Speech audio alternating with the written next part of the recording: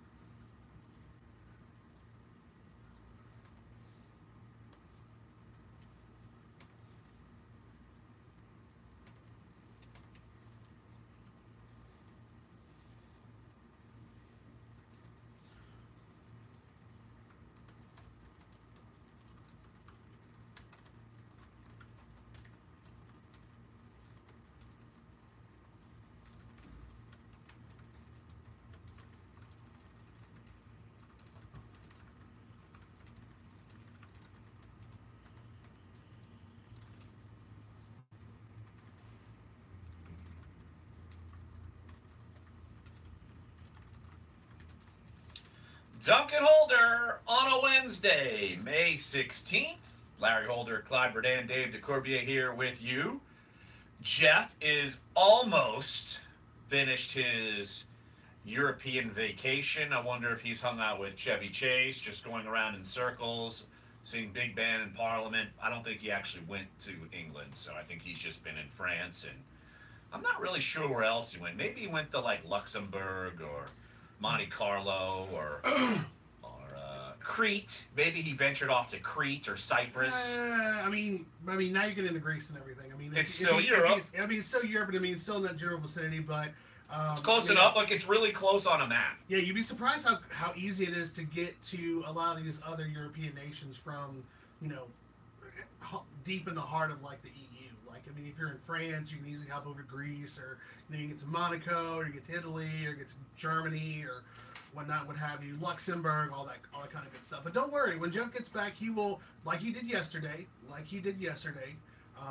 I'm sure he will do nothing but regale us with stories and platitudes from his European vacation, sending us that lovely pic from what may be the French Riviera. Who knows where it is? Who cares? All I know is that, can I just transport and jump in my computer screen and jump in that photo? Because I'd love to do that. Do you think Jeff would be a clubber in, say, Ibiza? Do you think he'd fit in there? I think he would, because really, he has the you look. Really think he would fit in there? I think but fit in is and am one I thing. am I correctly pronouncing Ibiza because it's not Ibiza? Yes, absolutely. Because Right. So you are cultured and learned. I'm proud of you. I'm growing. I don't know how to pronounce your last name properly. Or maybe P-Rog, I don't know, but at least I get Ibiza right. Yeah. So you're at least I'm your growing. passport, your visa wouldn't be completely denied. I can't go to Clyde's hometown, but I can go to Spain. Yeah, you can go to Spain though, which man, that works. Yeah, that's not a terrible way to go. Like, I love Morgan City. That's not a terrible way to go. I love Morgan City, but it's not Spain. It's not Barcelona, Madrid, Sevilla, Catalonia. It's none of that. It's not Basque Country. So I love you, Morgan City, but yeah, you're not Spain. Well, Jeffrey will be back on Monday, so we will hold down the fort. Clyde is actually bolting the next 2 days, Thursday, Friday. Yeah, and then I won't be back on Monday. And then you won't be back to join myself and Jeff on Monday? I'll be back on Tuesday. Yeah, so you won't be here for... You'll miss all of the stories, I guess. French trips and Brigitte and Pierre. Why do you think he would... You don't think he's going to tell us more than once? I feel like he's going to somehow find a way to incorporate it, or I'm just going to come back and immediately take on the instigator role and just needle him about French things or whatever. And then by that regard, he will talk about it again, so it'll be like I'm here again. Of course, but Clyde will be out. I will be flying solo. It'll just be Holder. Can we just change the name? No, we can't, because it took too much work to get Jeff's name on it too. And there's no reason to take it off this time. All right. Well, we got a great show coming up. Jammed 11 o'clock hour. 3 guests in the 11 o'clock hour. We will talk with our own Andrew Lopez. NOLA.com, the Times-Picayune covers LSU. We'll get the latest from him on LSU baseball. Did a great feature on the Jordan family, of course, from LSU baseball fame. And so we will talk with him about that. Of course, LSU baseball in the nitty-gritty. He will break down what's left for LSU baseball. Also, we'll talk with him about the ever-going saga of Joe Burrow. We will talk with him about that. 11:30, we will catch up with Will Guillory. It's not a Wobble Wobble Wednesday without Will Guillory, and I don't think we've actually have we caught up with him since the end of the season. No, we haven't. This is gonna be the first time that we've talked to him since the Pelican season. Right. So I figured it'd be a good time to catch up with him. And sheer coincidence that there is massive social media drama having to do with Boogie Cousins. Is it a telltale sign? What is going to happen? So we'll talk with Will Guillory about that. Then around 11:45, we will talk with Will Brinson, NFL writer for CBSSports.com. He will jump on the show, talk about the sale of the Carolina Panthers. That looks like it will be complete and be wrapped up at next week's league owners meetings in Atlanta. And we'll also talk with him about the ramifications of gambling with the NFL coming up. So in the meantime, hour number one, 504-260-1280. We'll have some time for your phone calls, but we got plenty of topics we want to talk about. And I'm kind of wondering which direction would go. We can either talk about how people think my column on the Saints linebacker situation is basically a fraud because they don't really have stability. We could discuss NBA mock drafts. The lottery came out. Maybe some local products being still projected in the first round. Like 5 games, but literally they You were were 42 and 40. Yeah, like you were multiple games over 500. Right, exactly. Especially if you were the Nuggets. Right. Oh, and then the T-Wolves. Yeah. Same thing.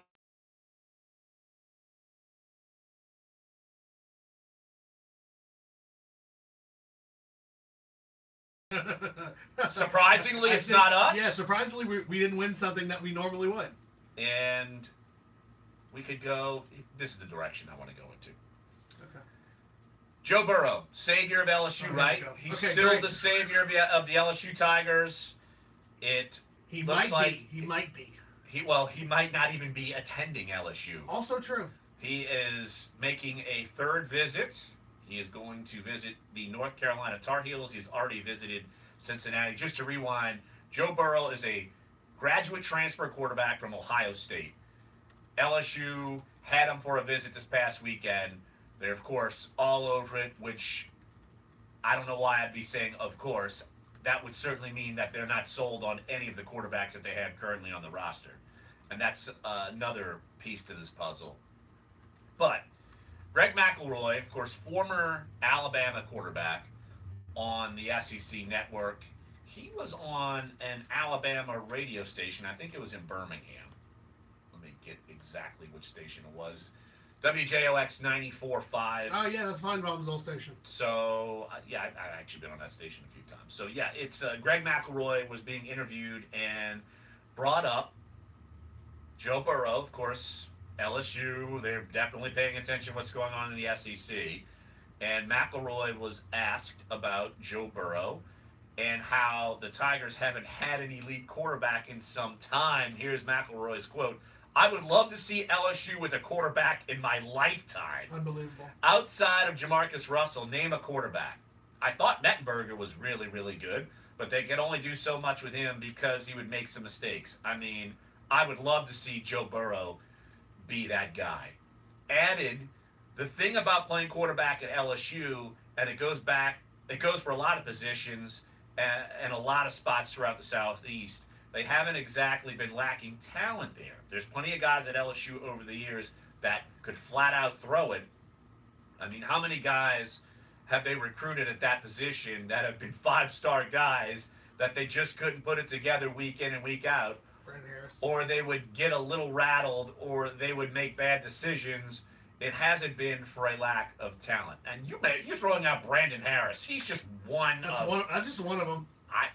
You could go on and on and on. It just felt like he was literally if he could have screamed or if he could have wrote on a piece of paper Brandon Harris while he was saying that and then slowly hold it up to like a camera or something, we'd be like, yeah, we couldn't tell by the way you're talking about him. Because I mean, you're talking about 5-star talent that quote unquote somehow had flashes but didn't quote unquote get it all the time. I mean, that was literally Brandon Harris's LSU career, unfortunately. Who was at one point considered maybe the #1 recruit in the country, and you could say made some bad decisions? Ryan Perrilloux. It's true. Although he's turned his life around, man. It's unfortunate. I understand his life. Yeah, it's completely turned his life around, too. But he was a total bomb out at LSU. Yeah. I mean, he played a little bit at points in time, but he was never the guy. Everyone figured he would be the guy at some point. you come in, you win an SEC championship game. I mean, literally, it's almost like leaving on a pedestal for what your future could eventually look like, because you're literally standing there saying, if this kid can come off the bench, hardly any playing time, and win an SEC title, okay, what can he do with a full season? But it's the expectations that were leading up to that point as to what maybe what Greg McElroy was definitely referring to. And it's not just him. Look, it's dozens and dozens, I feel. All right, maybe not dozens and dozens, but maybe a dozen. Maybe a dozen quarterbacks. At least. But look, and it's case in point with LSU right now. They've got 3 quarterbacks in the system. 2 of them you considered big-time recruits, and one of them, Justin McMillan, who you figured, who is this guy? And throughout spring practices and the spring game, people were considering him a viable candidate, that it was a 3-quarterback race because Miles Brennan and Lowell Narcisse, they're not winning the job, and now McMillan is playing his way into competition, and you got 2 quarterbacks, you got none. You got 3 quarterbacks, you got -6. And now are you going to have a 4th quarterback? I'm curious to see, because you mentioned Brandon Harris. We've seen him leave LSU to go to North Carolina, and now Joe Burrow, the 3rd team he's going to be checking out is North Carolina. Visited Cincinnati, visited LSU this past weekend, visiting North Carolina. It's a weird list of schools, though. That's a weird list of schools. I mean, LSU is maybe one thing, but North Carolina, I mean, I understand that Larry Fedora has this track record of being a, quote-unquote quarterback whisperer. Mitch Trubisky, but Brandon Harris? Well, he didn't pan out. Once they saw he couldn't play, they moved on. Exactly, but then name me another quarterback from North Carolina or Southern Miss. I think maybe if you want to put Brett Favre's nephew, maybe? I mean, because he had a pretty good career. I think he didn't go to Southern Miss. He went to Mississippi State and got into trouble. And Dylan Favre. Dylan, yes, that's it. I thought he went. He went to St. Stanislaus, the same school as Miles Brennan. Right, but name me another quarterback that outside of Mitch, and still the jury's going to be out on him in year 2. Hey, T.J. Yates won a playoff game for the Texans. Good point. Oh yeah, fair enough, Larry. T.J. Yates, the big time. Okay, Larry. But that's coming in with the heat. Coming with the T.J. Yates. My goodness. I don't know how I remember that, to be honest. I was going to say, you pulled that one good. I mean, I'm impressed. I really am impressed. This is a good Wednesday for you. But Cincinnati. I correctly pronounced Ibiza, and I pulled out T.J. Yates in the first 15 minutes of the show. It's going to be a good show. It's going to be a good show. We only have an hour before we have nothing but guess an hour, too. So, man. We're bringing real knowledge. Real knowledge. Well, actually, I'm bringing correct knowledge. Yeah, you are bringing correct knowledge. But, I mean, Cincinnati is one thing. Obviously, Cincinnati in the American, same conference as Tulane, and UCF, the national champions. And then you've got LSU, which needs it more than anything. And then you go to North Carolina in the ACC. Well, apparently they need a quarterback too, because they played, I think, 3 or 4 last year. Yeah, they did. So that's why they're scrambling. And Fedora needs to have a winning season. So, I mean, it makes sense, but it's a strange list of schools. I mean, I know there was talk that he was going to try to see if he can go to Florida or go to a few other SEC schools or something like that. Well, I think Ohio State has to give him permission, and I'm guessing Urban Meyer is not allowing Florida to succeed. So I think that's probably part of the equation here. That makes sense. And of course, he's not going to let him go to any other Big Ten school either. No. So he's not. Well, Michigan's already got Shea Patterson. So yeah, so it's already one thing. Like they're going to be ready to roll, at least at quarterback. But, okay, that's one part of this whole Joe Burrow scenario. I never thought I'd be talking about Joe Burrow as much as I have this offseason. But why don't we take a break right here on the show, and we'll get to the other side of this Joe Burrow chatter and the other side of this Greg McElroy chatter. And it's just so pathetic. It's so pathetic. If you want to learn how pathetic college athletic recruiting money is made, the next segment's going to be for you. So pathetic. Oh my goodness. Way to try to think you're doing something positive, and it totally backfires in your face. Totally. You'd be surprised how often that happens. when you're Louisiana going out State looking for things. University. You brought it upon yourself. And now you're going to get crushed for it. Come on back. Sports 1280, NOLA.com, the iHeartRadio app. Dunc and Holder.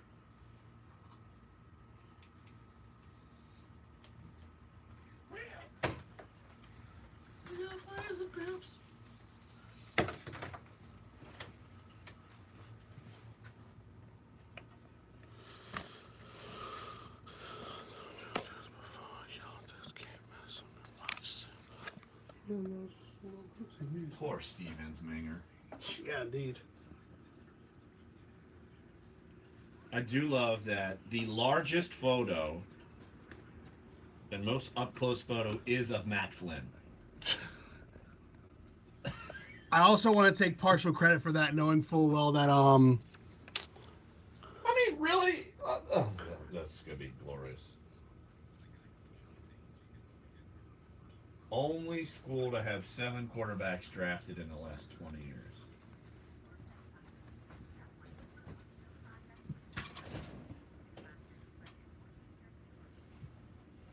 Someone should do a winning percentage of these guys, or no, I don't think anybody wants to do that. I'm just impressed with the fact that, like, I mean, they photoshopped the Patriots jersey on Danny.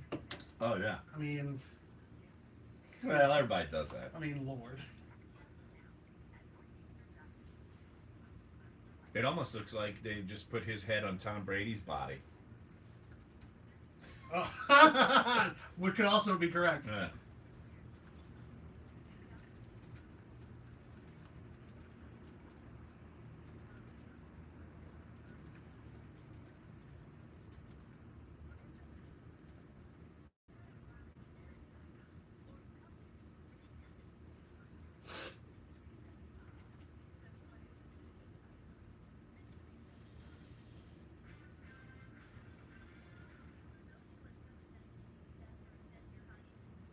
Michigan State to pay Larry Nassar victims $500 million in settlements. Good God. Wow. How do you even get that kind of money?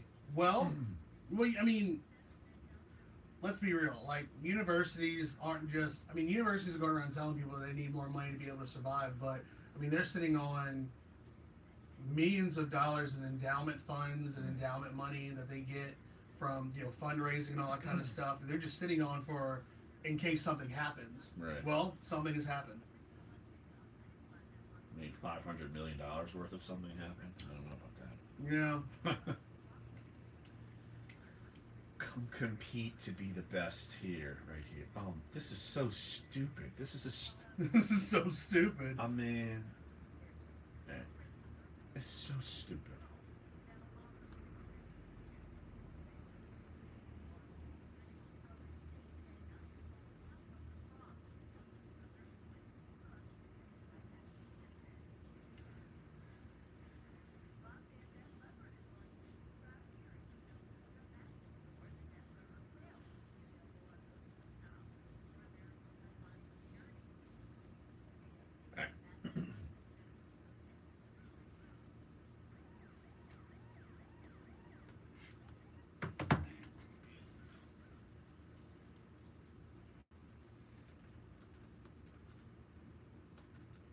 So former Alabama quarterback and SEC analyst currently, Greg McElroy, would love to see LSU with a quarterback in his lifetime. So basically, how old is Greg McElroy? Late 20s by now? No, Greg's got to be in his 30s. I mean, regardless. Yeah. So ever since he's been born, he feels like he's never seen an LSU quarterback. Well, I mean, that's the SEC network and/or TV punditry. Greg McElroy talking, because I mean, that's clearly. I mean, I don't care if he was at Alabama and he was only going to go to Alabama or wherever he was getting recruited. LSU has had quarterbacks since you've been alive, bro. So. Well, technically, yes. You have had people who have manned the position. And there have been some okay ones. There have been some good ones. Okay, how about in the last 20 years? How many great ones are there? Well, I mean, in my opinion, if we're just talking about LSU, Jamarcus Russell was pretty great. Rohan Davey was pretty great. And then I mean, you can't help but talk about in terms of what they needed to do at that point in time. Matt Mock and Matt Flynn. How great were they in the pros? Exactly. I'm not even going to let you finish that statement because, according to LSU offensive coordinator Steve Ensminger, LSU must be quarterback U. It's the best place to go if you ever want to hit the pros. So this is in response, direct response, even though no one at LSU is going to admit it. This is in direct response to Greg McElroy saying that they've never had a quarterback in his lifetime. Joe Burrow is on the verge of potentially spurning LSU. And then if Joe Burrow spurns LSU, I'm sure all the other three quarterbacks vying for the starting job feel real good about themselves. Oh, naturally. Exactly. Because this isn't going to cause problems at all. No, zero problems, zero drama. But Steve Ensminger puts on Twitter yesterday. Slinger. Love it. Love Slinger. 3:22 p.m. on May 15th, 2018. Quote, competition breeds excellence, end quote. Compete to be the best here at LSU, hashtag Go Tigers. And then there's this beautifully concocted graphic. Is this what we would call in the Twitter world, Clyde, a social card? Yes, yes. How privy to you are social cards? Yeah, you live life as a social card. As a social card. Yeah, my life is one big social card that continues to get plastered as I continue to walk around. You do live life as a social card. Yes, indeed. I enjoy your social cards. Thanks, I appreciate that. I try to make good ones.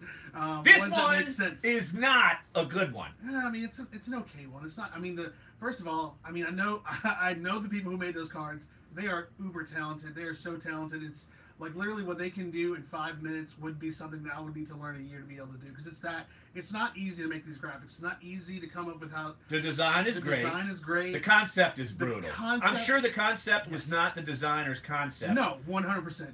So let's get to where we are. Yeah. The social card.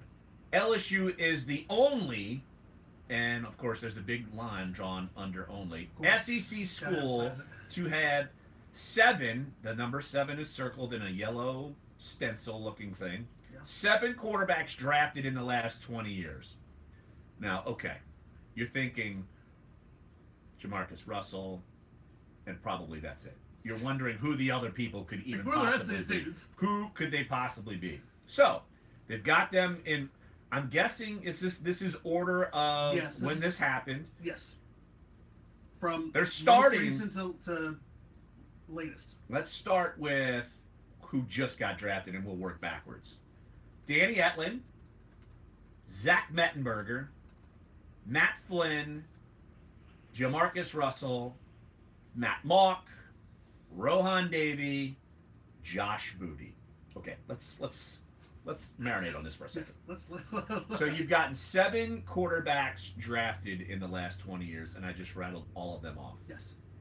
And put all those guys on one card. And you put them all on one card, and look, you've got to make some guys smaller and some guys larger on the photo to emphasize importance. I've noticed that even though he's the #1 overall pick, Jamarcus Russell is certainly not the biggest, most prominently displayed person, as Clyde is rolling his eyes knowing I'm correct. The largest head and most noticeable face on the card is Matt Flynn. Why? Because he probably has the most successful playing experience in the NFL. Also true. Let me get this straight. So you are lauding that you've gotten 7 quarterbacks to the NFL. Yes. And Matt Flynn may have 3 wins under his belt as a starting quarterback. A lot of contracts, though. Lots of contracts. Lots of money. He made a nice career for himself. So did Jamarcus. Yes, he did too. Jamarcus and Matt Flynn were both 5-star recruits, I would assume. I know Jamarcus was, and he, at the time, when he committed, it forced Robert Lane, remember that name from the past, it forced him to go to Ole Miss, and he ended up playing running back. So I guess that was smart on LSU's part. Yeah. And Nick Saban's part, because he got Jamarcus, and he got Matt Flynn. Yeah. But these are the quarterbacks you're lauding. You are really lauding the success rate of getting to the NFL, and you're putting your stock on Joshua Booty, Rohan Davey, Matt Mock, who's now been the team dentist for about 50 years. Not a bad way to go, though. Jamarcus Russell, Matt Flynn, Zach Mettenberger, who's playing in the same league now as Johnny Manziel. He was in the spring league. And Danny Etlin. Yes. Yes. Who hasn't This taken a is step your yet. strategy. This is your strategy If you're to LSU, yes. stick it to Greg McElroy, to prove to Joe Burrow that Yeah. this is the place you need to come. Yeah. Because we develop draft pick quarterbacks. Yes, absolutely. If you're LSU, you're not doing anything that any other big-time college program is doing. I'm sorry. I mean, this is how... And I go back Please tell me you're being facetious on this. Larry, I mean... This is a promotable point. Okay, now, that is by perspective only. Okay? That is by perspective only. I'm not saying anything more than what LSU is doing is no more than what every other... This is what Clemson's doing. This is what Ohio State's doing. It's what Alabama's doing. Okay, stop right there. Okay. Clemson's doing. Yeah, I know. Clemson's a national champion. I know. I get it. I could just name one quarterback that's been more successful than all of them. John Watson. Boyd? Taj Boyd, hey, better, whatever. Charlie Whitehurst, the guy who looks like Jesus, the beard. He's been in the league He's been in the league longer than all these guys. Let's see, Ohio State. Do we need to go into that? No. I mean, they haven't. Michigan? Look, they haven't had. Look, Michigan.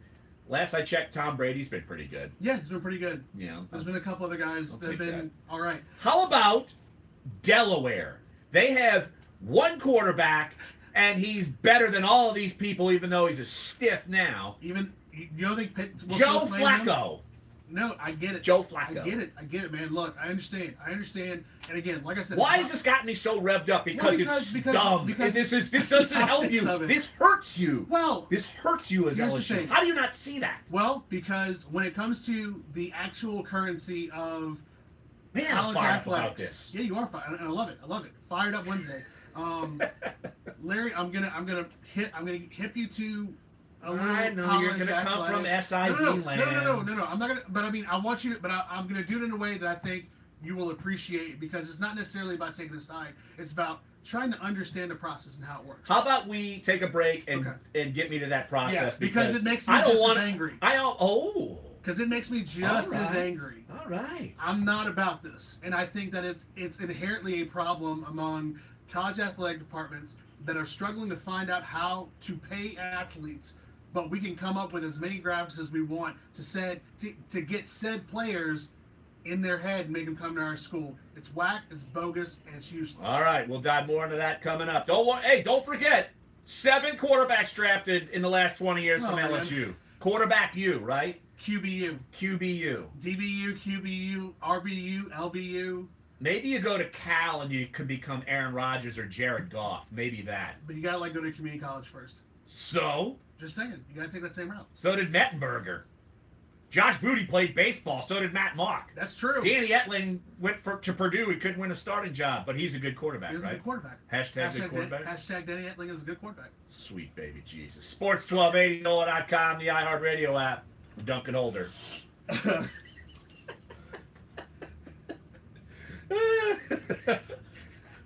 Daddy's all spun up. Miles, he's going to compete. Miles going to compete. Now Miles is going to compete with 7 guys. Yeah. Because he's not good enough. Competition brings excellence.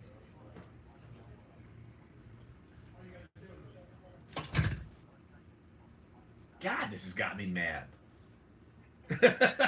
It's just so stupid. It's so stupid.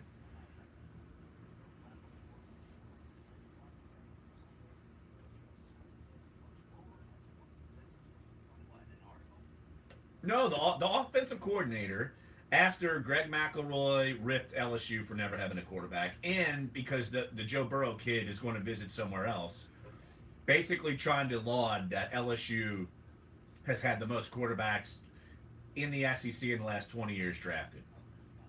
That's the whole point. And no.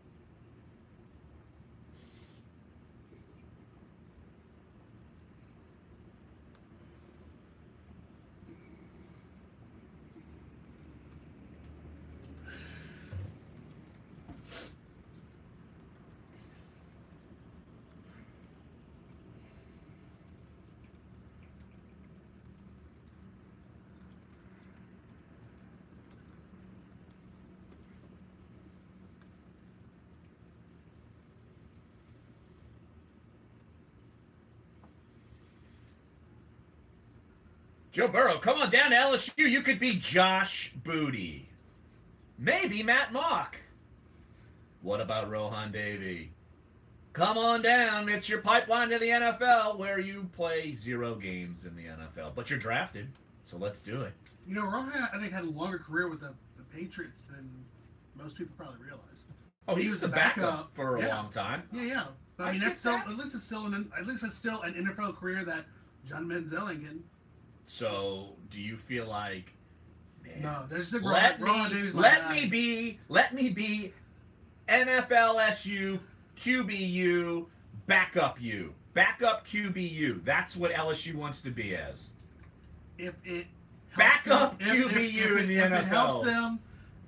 Yeah, backup QBU. QBU. That is LSU. Backup QBU. QBU. Yeah. That's not dynamite. That's good. We're coming up with some great. This is Wednesday, man. I don't know what it is. Maybe because I'm going on vacation tomorrow. But I'm full of the vinegar. I'm full. I should have saved this for tomorrow because I could talk 2 hours just about how pathetic this is. Yeah, I would. And so if you're able to get something out of that, then yes. I mean, or at least if you're LSU's case. But if you're big time college athletic program, and I won't even use LSU because it's not fair. But if you're big time college athletic program, the shift in importance on things such as stat graphics or game note stat graphics has either quadrupled or even gone bigger. I do think there is a value in it.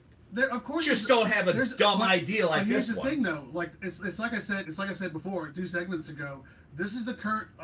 This is what every big time college athletic program is doing, and what I call it is it's the currency of college athletics because you can't pay student athletes clearly, even though some are still doing it and trying and succeeding. But that's not the point. The point is for most sports, and I'm not even talking about just football. The currency of college athletics is visibility and emotional tie, i.e., oh boy, come in. Let's just take these junior days in football. Junior days, senior days, whatever, where these guys come in, they put on the uniform, they take they put the jersey on, they put on the entire thing, they take pictures, and then lo and behold, we've got now, if we're a recruiting base or a recruiting unit at a school, we now have ways to take that picture and put it on hey, happy birthday from the LSU family of you in said uniform. Hey, good luck on your finals from the LSU recruiting family, the LSU football family. That's what we are in the 21st century now. These kids want to see themselves on Instagram. They want to see them on Twitter. They want to see what they look like in the uniform. They want to know what it's like to play on Saturdays. All of that's fine. But it's not fine because what happens is that now the onus is on the people behind the scenes, the people who don't make $1 million a year, the people who are constantly striving to put out a great product during the season, and then in the off season to continue to have a functioning department and program. So you're talking about, say, media relations department. Yes, specifically them, graphic designers, recruiting people. Like, I get it. Like, we understand completely that the name of the game is trying to do whatever the other school is not doing to bring in as much quality talent as possible. But there is a line and there is a clear delineation between what it takes to do that on an end and what you think it takes on one end. And if one person thinks that just doing graphics and doing all of this kitschy stuff for I think the graphics is just a piece of the puzzle. But do you realize it's a piece of the puzzle? Yes, but you'd be surprised at how many people think that that's the only piece and that is the biggest piece because we're outside. Who are these people who think that that's the biggest piece of the puzzle? I'm just curious. Well, specifically, you're talking number one, coaches, and then outside of that coach, directors of operations, because that's their job. Their job is to worry about literally everything that quote unquote the head coach can't worry about. That's where it's coming from. And that happens in the NFL I'm too. Sure. Well, not as far as head coach. Well, yeah. People are having to do things that no, I get that they feel are more important that really aren't that important, or to worry about things that aren't that important. That happens. Exactly, I understand it happens, and I'll take this to the NBA level. So, I don't know if you saw all this stuff during the playoff run where Alvin Gentry was talking about how all this stuff about him not being on the video board, and him not getting all that kind of stuff, and how he doesn't care about it. Because he doesn't want to get booed. Because he didn't want to get booed, of course. And he's like, look, he can at least laugh about it. Yeah, he can at least laugh about it. But Alvin Gentry doesn't care. The higher-ups in the Pelicans don't care. And the higher-ups from the Pelicans on the coaching side are going to come to the marketing side and tell the marketing side who can be on set, who can be on said program, who can be on the cover of the media Yes, guide. they can. Of course they can. But why would they? Is that the biggest part of their job?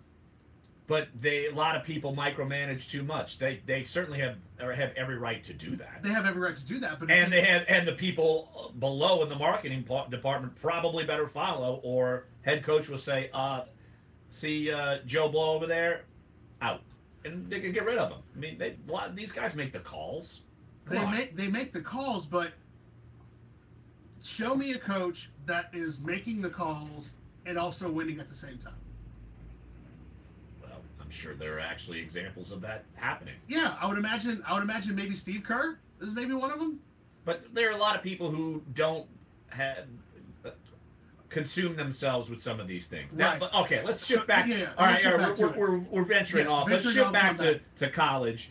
You're talking about doing this, say, if like they're putting up the recruiting billboards, like when Yes. LSU signs a kid Mhm. and they put a billboard in their town or something Yes. saying congrats to committing to LSU. Absolutely. And they'll be at LSU in Baton Rouge either right now in the spring or in the fall. or in the fall. Yes. So you are not down with that.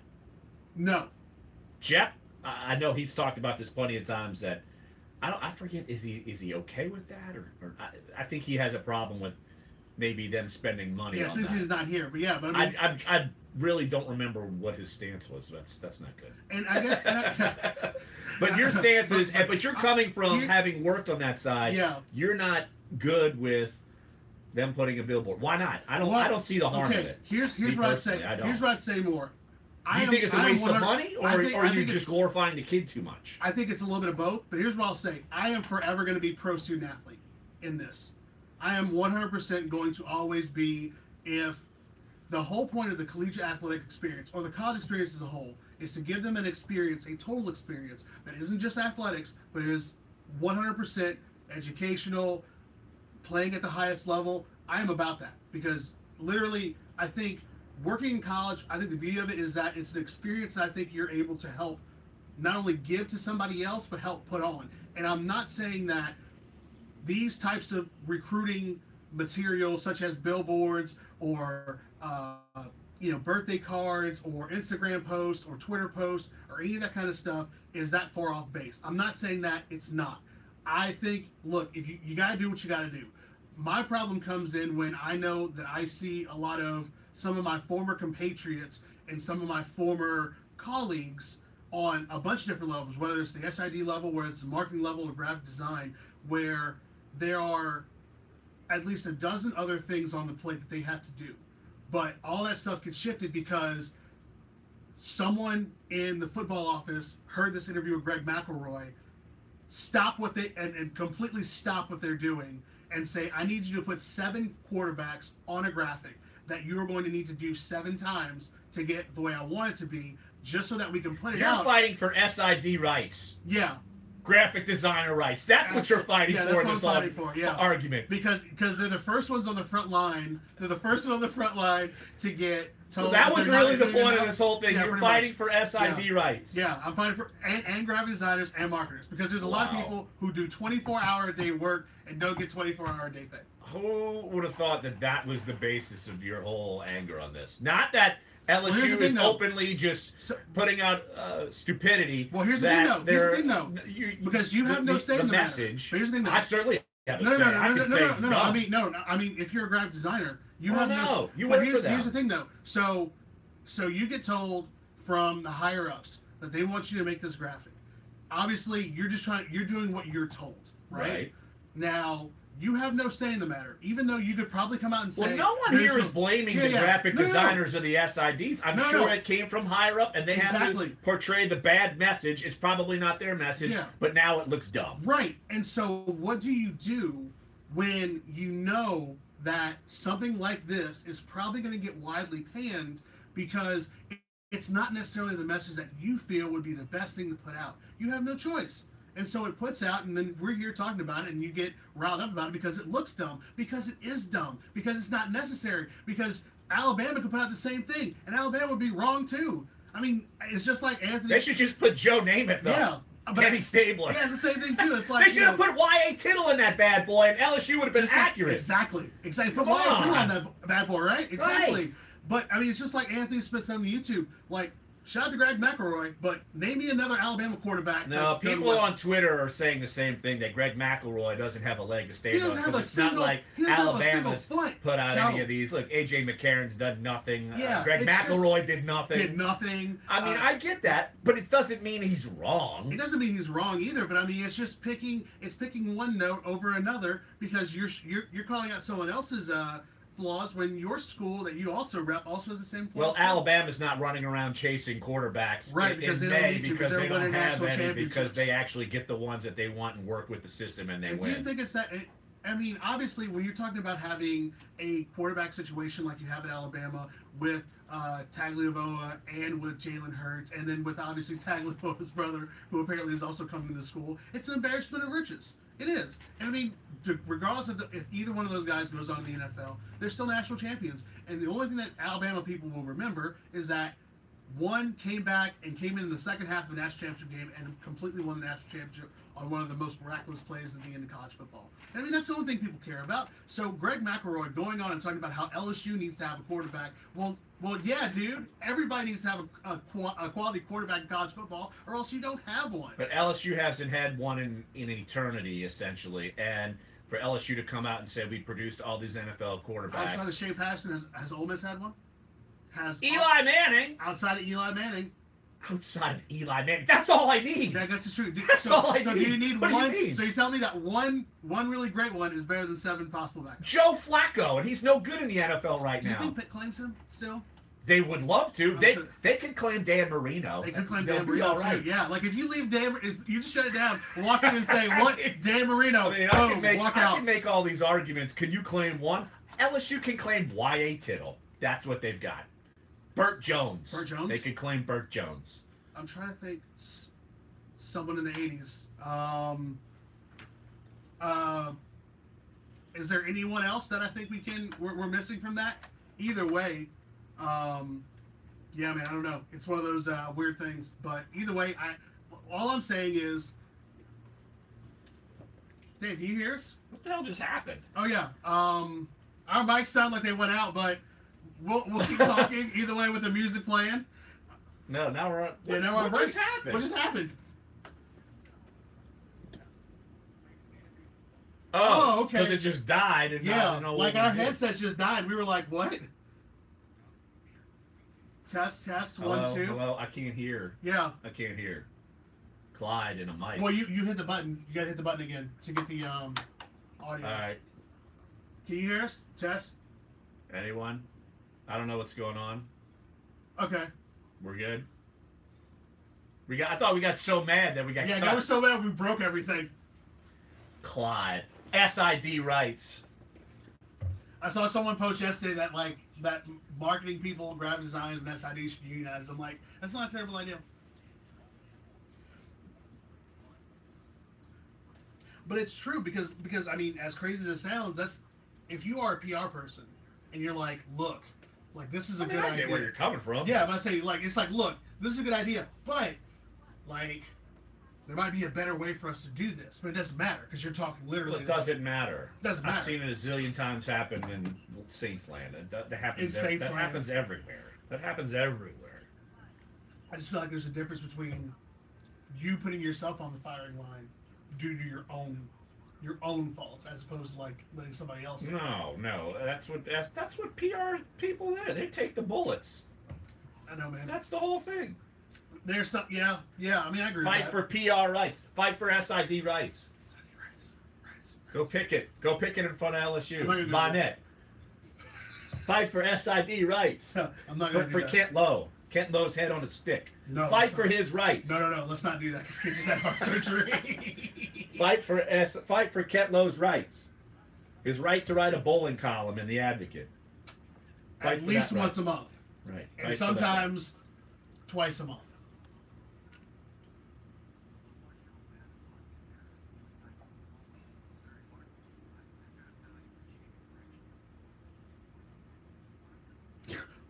The difference is Alabama is winning with their inferior QBs.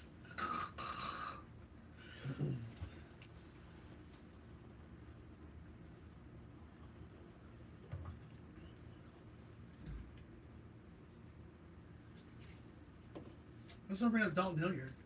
Strange.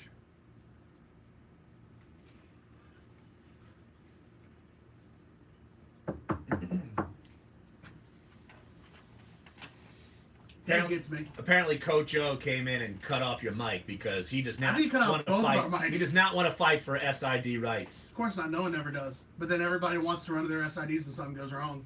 And they have to fix something. Clyde. These are old pent-up aggressions from Clyde working in the PR side of sports world for so long.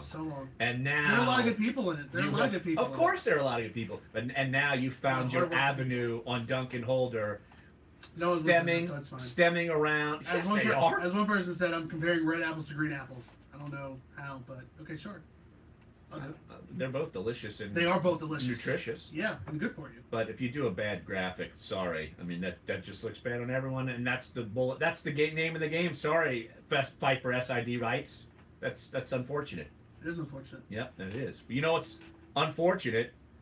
Maybe the folks at LSU weren't in Wisconsin long enough, hanging out. I was in Wisconsin. I'm passing on the other sports topics I can get to in this segment because we've got so much to talk about in hour number 2. We've got Andrew Lopez, covers LSU for NOLA.com and Times-Picayune coming up top 11 o'clock hour. 11:30, we're going to talk with Will Guillory, the state of the Pelicans. He has a post up right now, which is pretty good timing about should the Pelicans re-sign DeMarcus Cousins, and of course there was social media drama with DeMarcus Cousins. He is no longer following the Pelicans on Instagram. For drama. Oh my goodness, he's not on IG anymore, and he has a response because he's grown. I don't know what that means. He is grown though. He's not wrong. He is grown. He can do what he wants. He can. He can do what he wants. Well, that's just so. Who would notice that? Lord. I don't know, but someone did.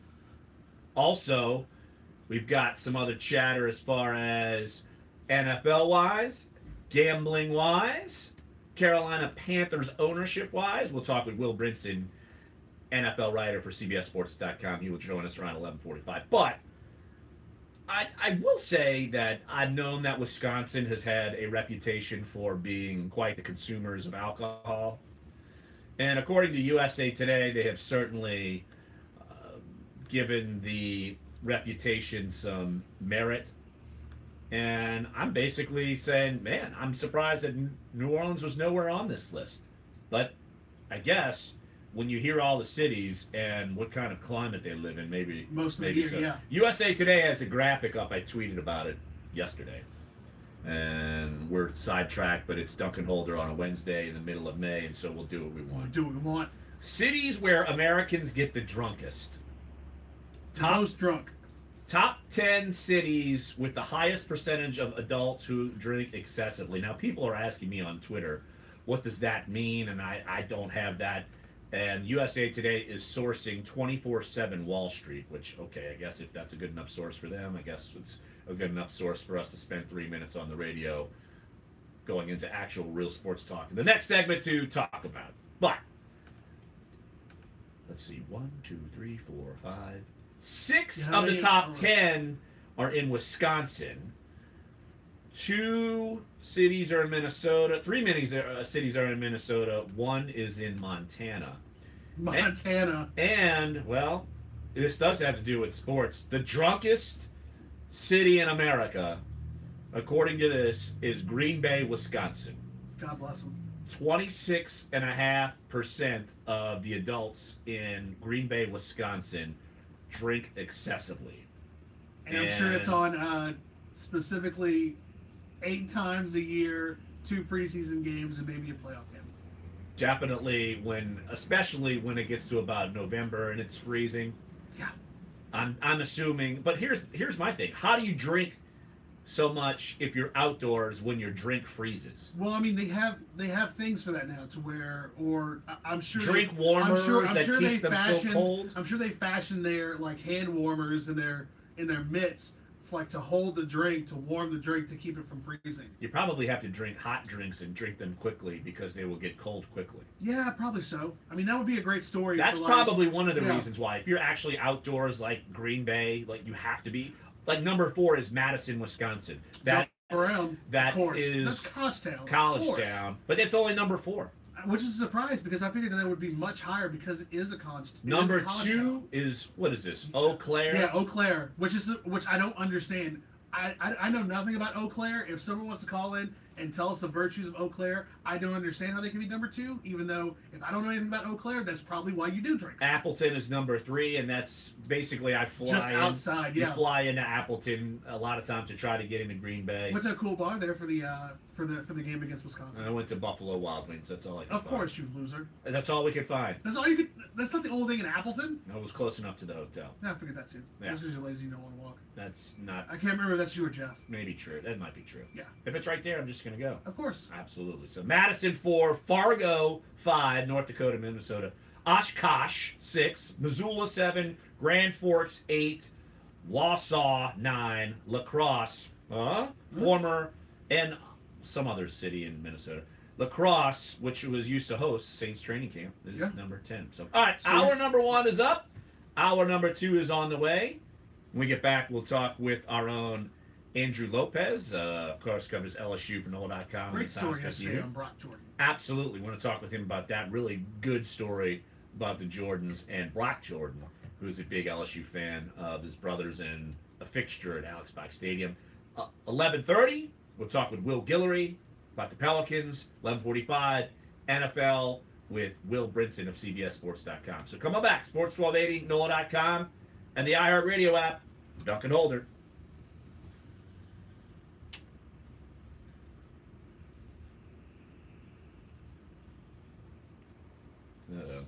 The equipment's going.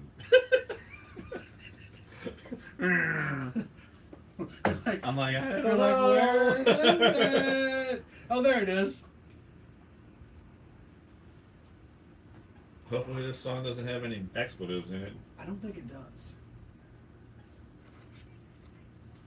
Because I started playing enough of it.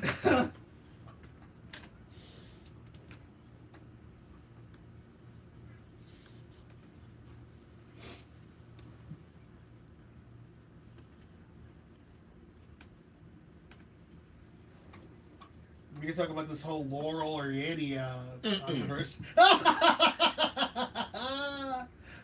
Also, okay. Well, my wife so stuck this thing in my face last night. I'm like, this is stupid. This of course, it was on their morning show. Of course, it was on the morning show. Well, it was on Good Morning America. Yes, because of course it was going to land there first. And then once it does that, then everybody has free reign.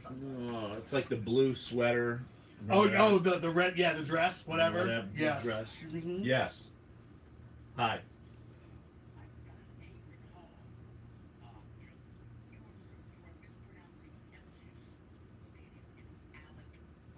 Oh, whatever.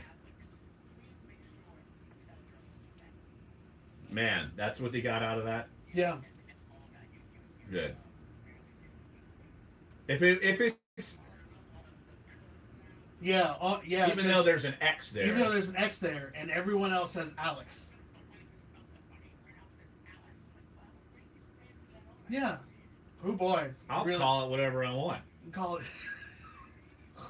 I'll call it whatever I want.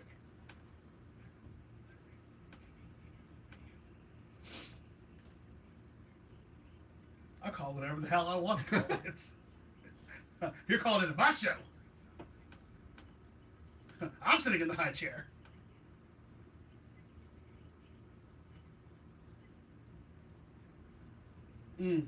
Praise him. Praise him. Here we go.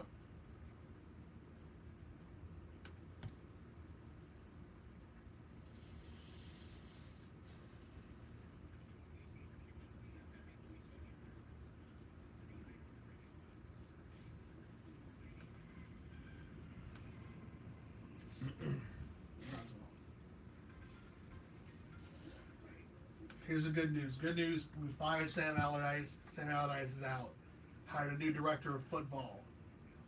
He's a winner. We're going to get our manager that we want from Ukraine. What? Everton What on are the you way even up. talking about? I don't even know what that. What? What? I don't know what any of that means. All you need to know is on the way I up. don't need to know anything. Everton, we're on the way up. I don't need to know anything. You shut up. Text Graph. Text Graph. I I don't have Text Graph. I don't have his number. don't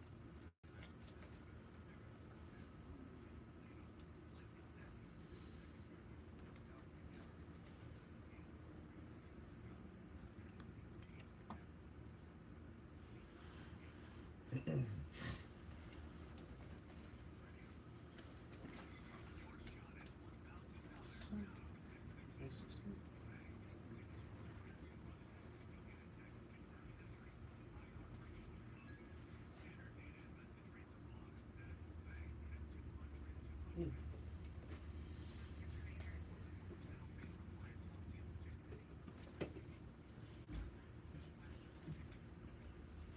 Well, they sucks.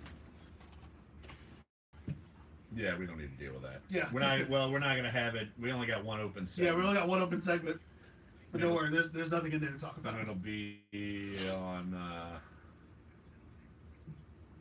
do the my blowback on my column. Yeah. Which even Val gets on and she's like, so there's a lot of replies to Larry's column. I'm like, dude, I couldn't believe it. I'm like, really? All I wrote, it was just like, all right. Good Lord. Yeah, they basically think Anzalone is a stiff and that Demario Davis is going to be Jarris Bird. Like, that's... Oh! I was like, jeez. Damn. Yeah. It actually spurred me to jump in the comments for the first time in about 3 months. Nice. Good. We need that kind of interaction. Well, I use the excuse. I engage with people every day on the air. I'm not going in and doing both. Like, no. That's fair. Mm-hmm.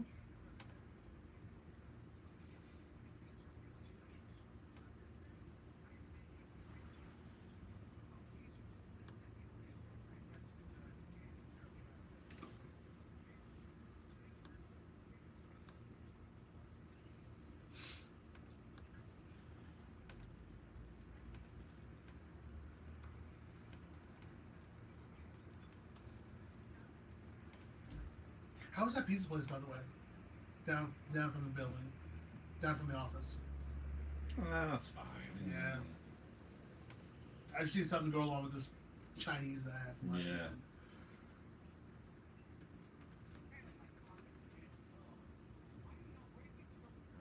Well, the clock wasn't even moving in here. Yeah. Yeah. Yeah.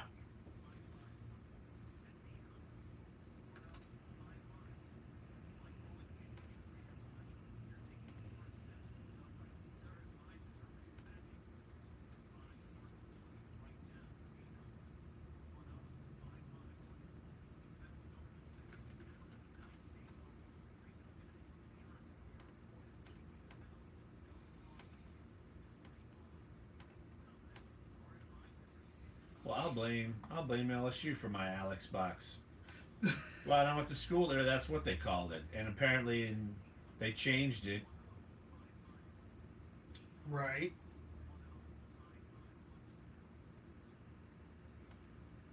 Like in 2008, they changed it. Right. I'll do what I want. Dude, I won't. It's really skip Bourbon Field at Alex Box Stadium. Use a full 20 name description for it. Cool. Okay. All right. Never mind.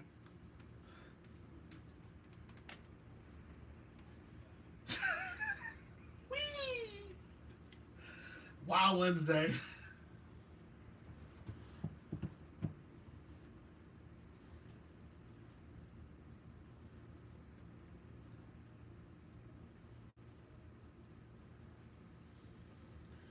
Dunc and Holder Hour number 2 on a Wednesday, May 16th. Larry Holder, Clyde Redan, Dave DeCorbier here at iHeartRadio Central. Let's head up to, well, he's not technically right now in Baton Rouge. I'm guessing he's on his way back to Baton Rouge after some R&R. But Andrew Lopez, More R&R? NOLA.com, He was in New Zealand. He's been working probably solo for the last 10 months. That's also true. Something like Very that. hard. Very hard. Exactly. Absolutely. But it...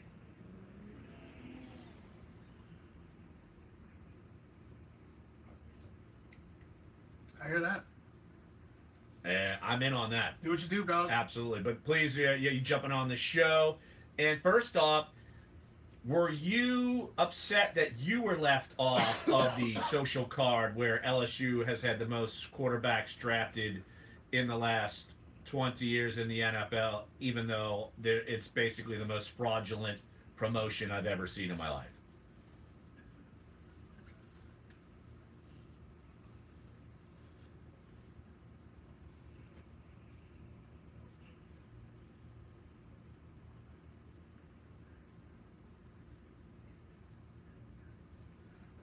It's a good point.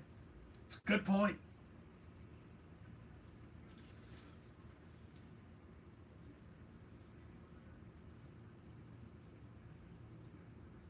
Yes, but you're promote. Oh my gosh, Lopes, you're not helping my rant Thanks, that I've Lopes. had for the past 45 minutes. No, it does not help you. It makes you look like they can't produce an NFL quarterback. No. I've already come up with it. LSU wants to be DBU. They're now backup QBU. They get paid. Most of them get cut. Barely. Ask Matt Mock how much he got paid. Josh Booty. All of those cats. Mock is a dentist now. He's making all the money. Ain't got to play that. And I digress, but of course this does spin off into the storyline of Joe Burrow. I'm sure you've been keeping tabs on this. And I know we've talked with you about this, but look, he's now visited LSU. Sounds like he's going to go to North Carolina. What do you make of this situation at this rate?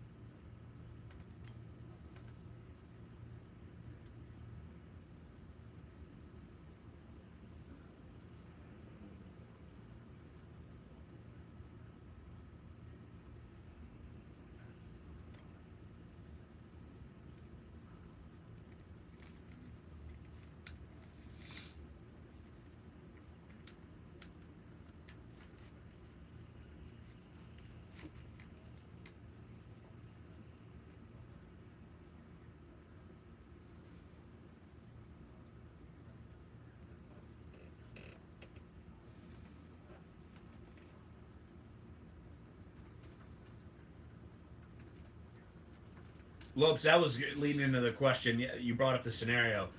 Honestly, if he comes, you know what's up. If he doesn't come, I think it shows a lack of faith in the quarterback room. And then what do the kids do? I mean, these aren't grown-ups making money. These are kids trying to win a job at a university with their future on the line. And it shows they don't have enough confidence in them right now. And if you miss out, then what does that tell the kids?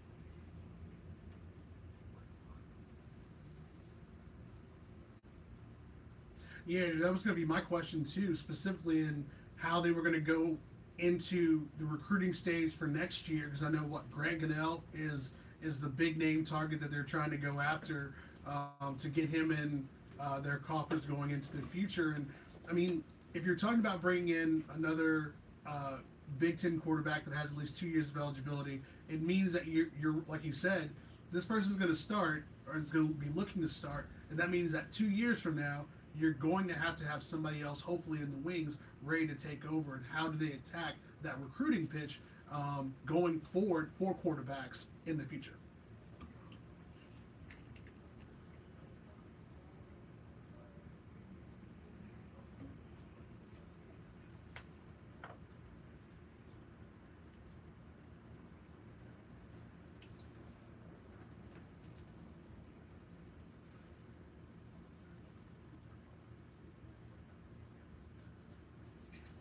Here we go. Hashtag Danny Etling is a good Here quarterback. we go. Hashtag Josh Booty is a draft pick quarterback I want to be proud of too. Give me a break. You too. You too. Let's shift off to something more uplifting and mega positive. Lopes, you just put out a story, I'd say yesterday, on Brock Jordan, the brother of Bo and Bryce Jordan, and great read. Just got to give our listeners a scope on Brock Jordan and how much he's become a fixture around the LSU baseball community.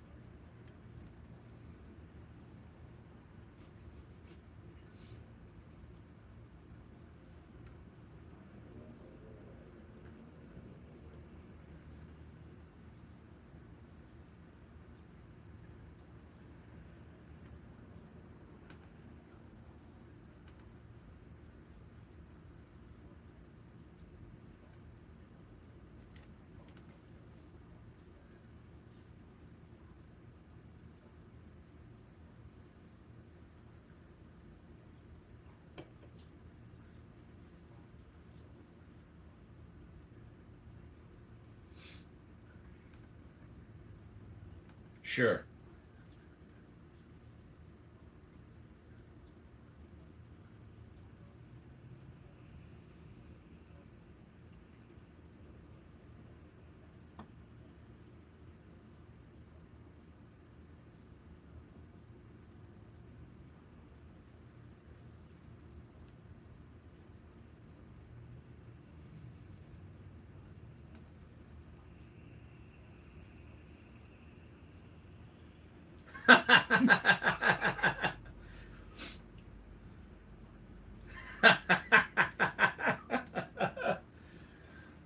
That's fun.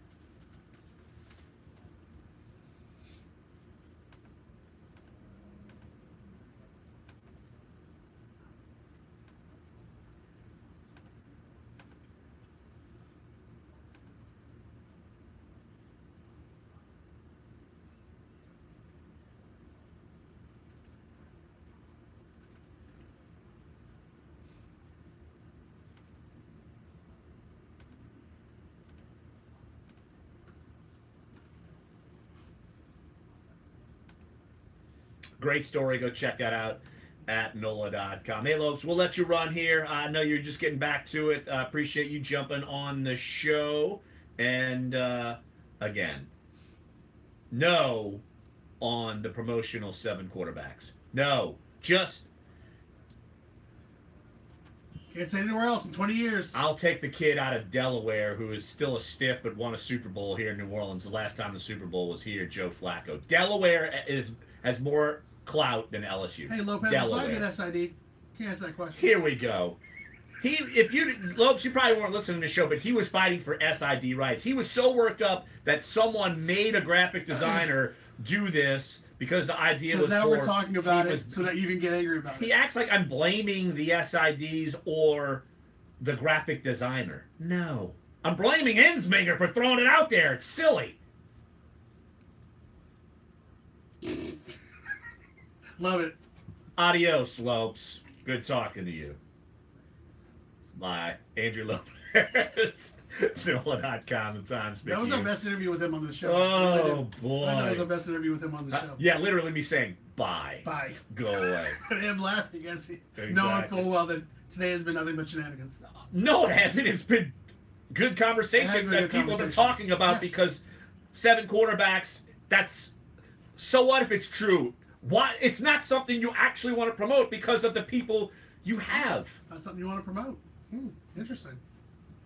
What does that mean? Nothing. Fight for SID rights? Nothing. Backup quarterback?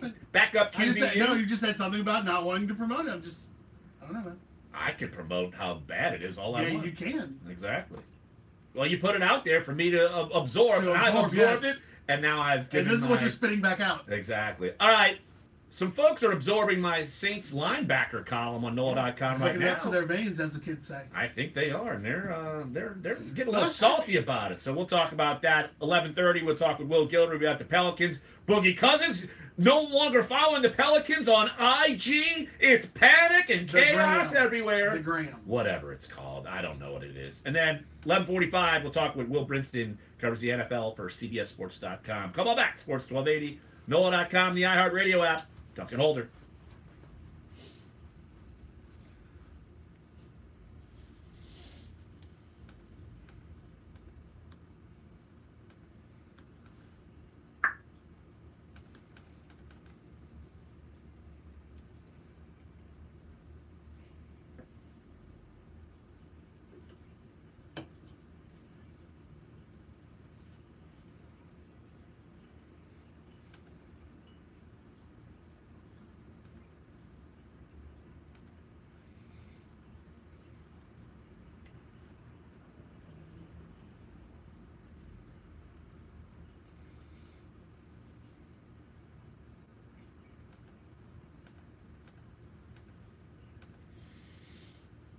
Back up or cut QBU. Huh? I think that's it. Back up, Back or, up. cut QBU. Cut QBU.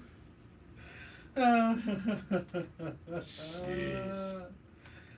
Oh, man. Even though I have lauded Jamarcus as being the smartest person to ever play in the NFL. And that is... Play well in college, get paid, and just quit. And then just absolutely quit. So maybe technically that's the way to go.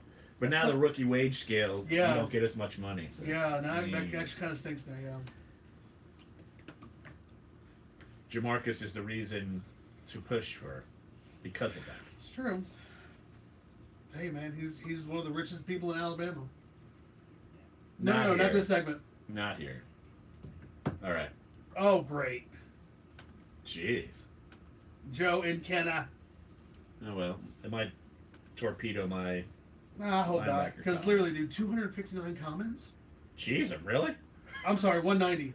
264 shares. Shares. Dude, when you write stuff in the off season, people clamor to it. Yeah. And literally, I just wrote. I was like, "Oh, Dennis Allen got asked 2 questions about it. Well, let me write about it." Oh well, hey. I mean, you might as well. I mean, because it's. And it was actually just like, I was like, they're stable. They actually have players who can play. And people are getting ramped up. The first thing that I remember seeing someone say something, I was like, "Oh, well, they're going to be terrible in coverage." I'm like, "What?" That's the first thing you're going to think of? I don't really know. I couldn't name five linebackers who were great in coverage, right? So, all right, dude. And that's where it's like,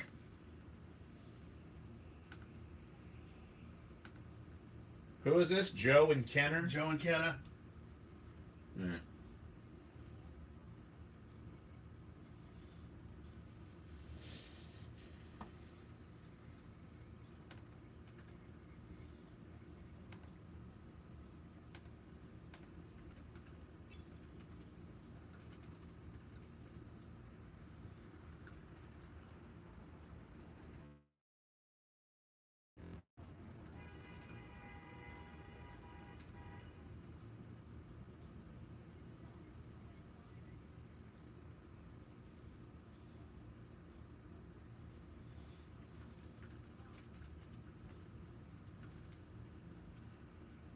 Oh, give me some Ashley Simpson, Dave. Give me some Ashley Simpson, Dave. Ashley Simpson. How she got a reality show? Is she still on her? I mean, that was young MTV days, dude. I mean, Yeah. him and Ryan Cabrera. Oh, that's right. Yeah, bruh.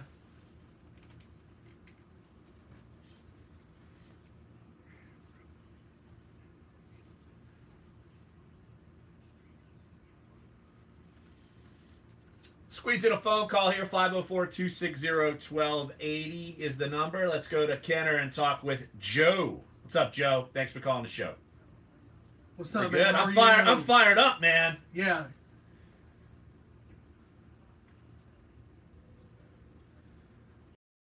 Named 50. Tulane.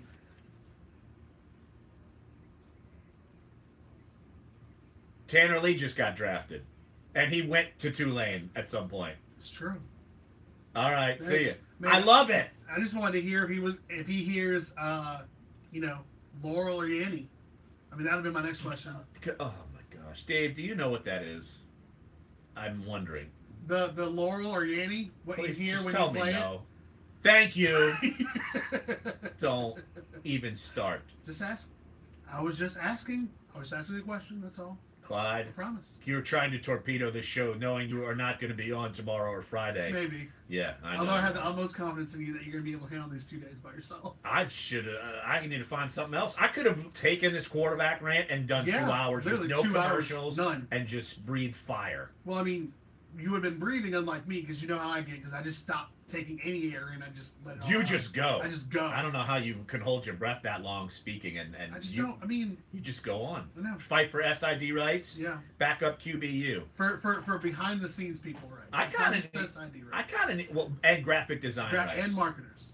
and social And social media people. media managers. Uh-huh. All right. Absolutely. All Well, of them. I'm fighting for the rights of LSU, of Saints linebackers. I've been talking LSU Clearly. so much.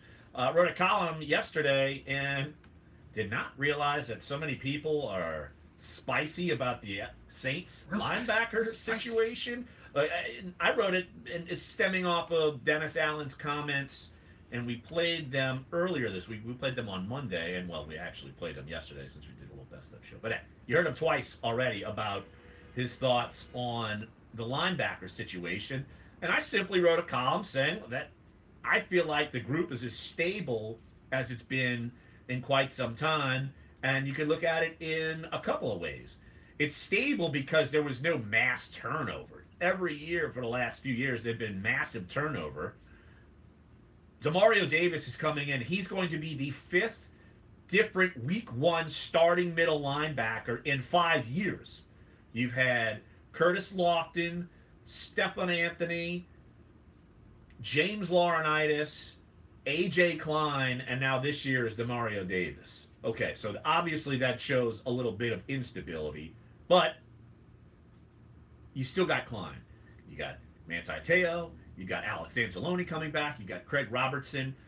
You've got players who've actually played within this defense, shown that they can be viable. I'm not going to say that they're the best linebacker group in the NFL. No, they're not. But there is stability there to where if somebody goes down, you have someone sitting there that knows the system, shined at times last year, and can play. But all of a sudden, NOLA.com commenters, I mean, that's where we're going, NOLA.com commenter. hate it. They hate it. They think Alex Anzalone is basically needs to be wrapped in bubble wrap. He's never going to play again. Look, he sustained a shoulder injury. It wasn't some thing that's been chronic. It just happened. It happens to players who play football. So is he going to come back and battle with Craig Robertson for the weak side linebacker spot? Yes. The fact that we're talking about people vying for the 3 starting positions, all have experience, all are veterans outside of Anzalone, but you've got Craig Robertson who can play any of those spots. Look, I don't understand the panic at linebacker. I just don't. And people are also on there, and you could question this, and I get this. You're questioning how much Demario Davis got paid to come to the Saints in a position where maybe it wasn't this glaring need, even though you could always look for an upgrade at Saints linebacker because it hasn't been stable and you haven't seen the production there the last couple of years. So I'm just wondering why there's so much venom about the linebacker group. I think the linebacker group is fine, and that's good enough. If the front 4 can improve, I feel like the back end has improved, and if the linebacker play is fine, then you're in good shape. So I don't get it. I'm curious. Yeah, it just really seems like there's a lot of vitriol or unsure glances when you say Alex Anzalone, which I don't. I mean, I'm seeing one right here. Well, if the guy falls and runs into a tree and gets hurt walking down the street, you still have Craig Robertson who played quite well. And surprisingly, at weak side linebacker. A lot of the comments that I'm seeing so far, just on the story, seem to be along those lines too. And granted, there are 190. I was telling this to Larry before we came back on air. There are 190 comments on this story that's on NOLA.com. 3 of them are mine. Yeah, 3 of them are his. Only 3 of the 190. So 187 are just people who are very fiercely debating the merits of the linebacking core. But like you're talking about right now, it seems that a lot of people over the course of the last day have come to their senses in terms of realizing that this is probably the deepest and or most versatile linebacking core the Saints have had since I know I saw one person say 2009. Yeah, that's what I referred to in the column, since the Shanley, Fujita, Vilma days. Right, yes. And when you think about that group, I mean they played together. Well, they played together for a few years. Yeah, I mean, that's what we could base it on because that was stable. Exactly, and I mean you're seeing a lot of, and I think the good part is that you're seeing a lot of love for a guy like Manti Te'o who came in last year in a pinch and he performed, I think, a lot better than I think people were expecting him to in such circumstances too. So I mean, regardless of where you stand with how much you paid Demario Davis or what you think of Craig Robertson or Alex Anzalone, you look at that entire group with what you're adding and what you have coming back with the guys who did play together last year. It's not going to be bad. It's stable. It's stable, and that's fine. And that's good. I don't know why people need stability because clearly there are other places where you're not so stable. Yeah. All right, let's take a break right here on the show. Switch conversation to Pelicans. Catch up with our own Will Guillory. It's not a Wobble Wobble Wednesday without a visit from our bud Will Guillory. Yeah, I think he's had enough time off. Yeah, he's had like 30 seconds off, and he's still writing. He's a damn machine. He's a G. He's a gangster. He needs to go to New Zealand with Lopes. He needs to get out of Dodge and take a breather or something. Yeah. 11:45, we'll talk with Will Brinson, CBSSports.com, NFL writer as well. So come on back. Will Guillory next. Sports 1280, NOLA.com, the iHeartRadio app. Dunc and Holder.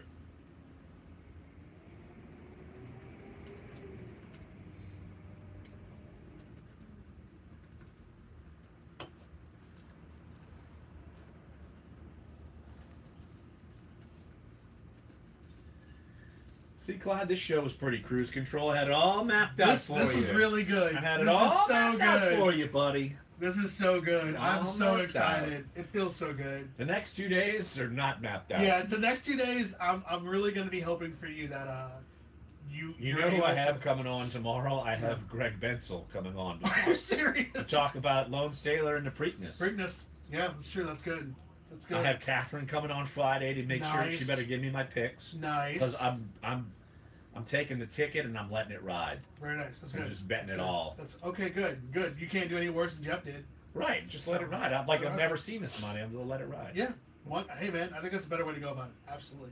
That you talk about that in Skyline Chili. That's actually two pretty good. I mean, LSU baseball last series starts tomorrow. I'm gonna probably get Brody. Get on. Brody Either on. tomorrow He's been or writing some Friday. good stories too about the seniors and all. So that's, Yeah, he's a good. yeah, hire. dude, he's killing it. He's killing it, bro. Yeah. And then I'm getting Julia Donahue on tomorrow to talk about gambling stuff. You talk about how we're a bunch of losers. Basically, yeah. I could have spent the 2-hour show on that. You know, Danny Martini has run to every media outlet in town. Doesn't mean he's wrong. Yeah, yeah. Just because you see him everywhere doesn't necessarily mean he's wrong either. Doesn't mean he's wrong.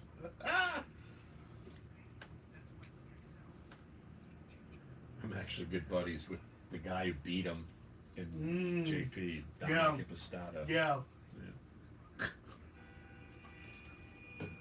Can YouTube hear me? I don't think so. Well, yeah, Danny Martini's son is a total degenerate.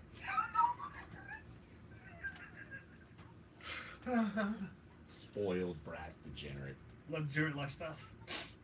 Yeah, so hopefully YouTube didn't hear that. Or care. Or care.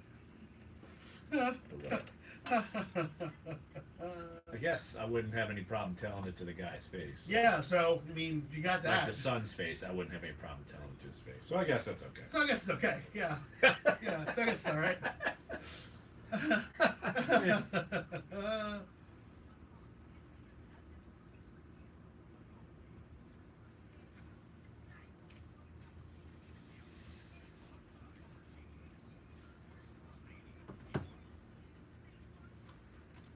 Will Guillory, NOLA.com, the Times-Picayune, covers the Pelicans. He's been off for maybe 7 seconds. The work never stops for Will. And as Boogie just asked, and I'm going to ask you, what's up, Will? What's up with Boogie not following the Pelicans on IG anymore? What is up with that?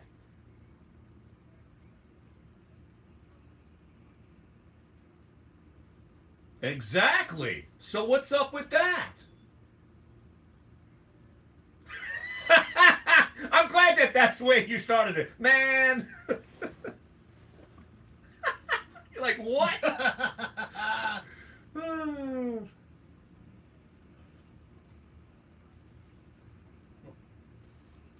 That game. Well, he did respond saying that he's grown. So if he would have just not responded, maybe it wouldn't have been a story.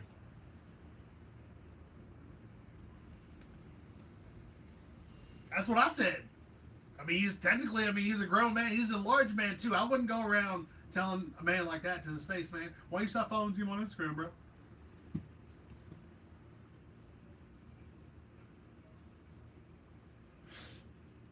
Well, especially DeMarcus Cousins.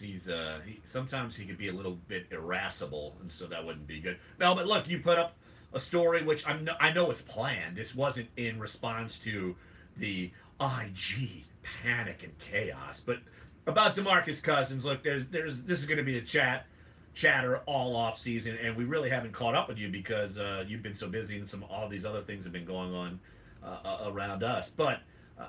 Your finger on the pulse. Look, what is your what are your thoughts, whether one way or the other or both? You could probably argue either way about DeMarcus Cousins' future with the Pelicans.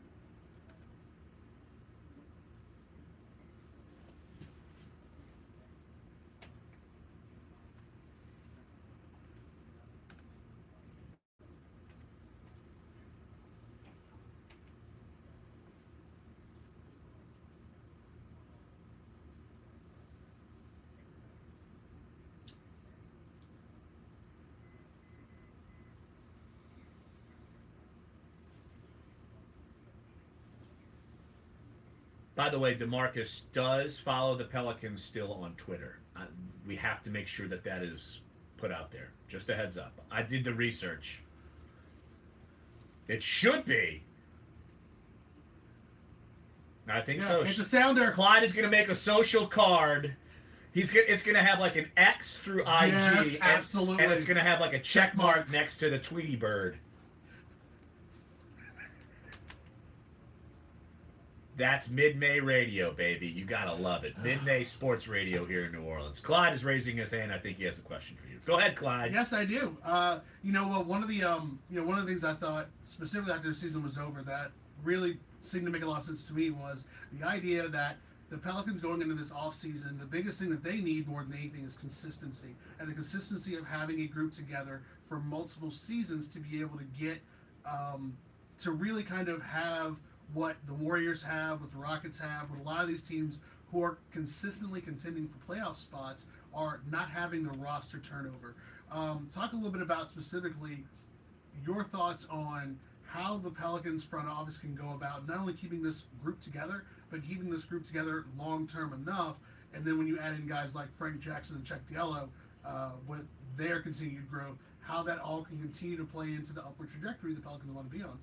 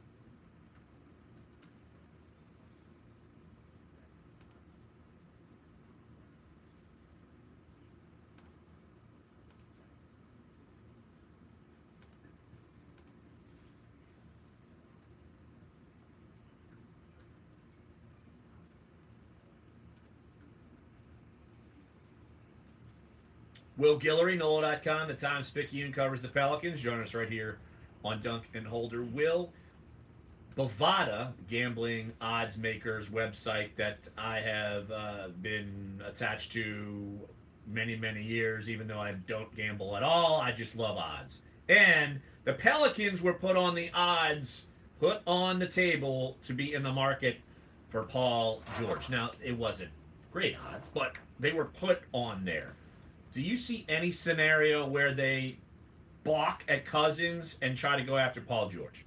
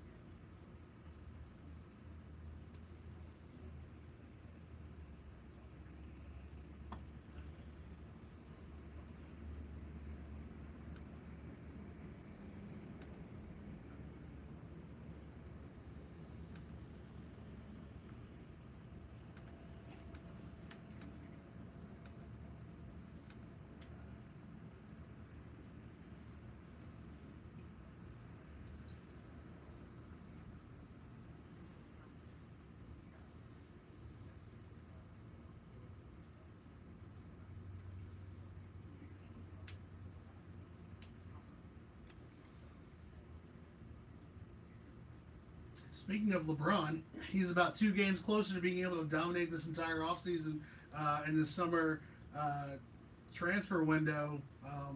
Pretty much, we're not even talking about guys like Kawhi or even Paul George. We're talking about LeBron. And I mean, with the way the Cavaliers are playing, there's going to be a lot of decision making. There's going to be a lot of shifting parts this summer with teams who want to contend, who hope they can contend, and are going to try to land that big fish. How do you think, specifically starting with that big piece in LeBron, how the rest of the NBA is going to try to fall in line with what they can do after he makes the move that he makes, and then we see almost like a domino effect in the rest of the NBA of, okay, well, start with him, now everybody else kind of falls into place?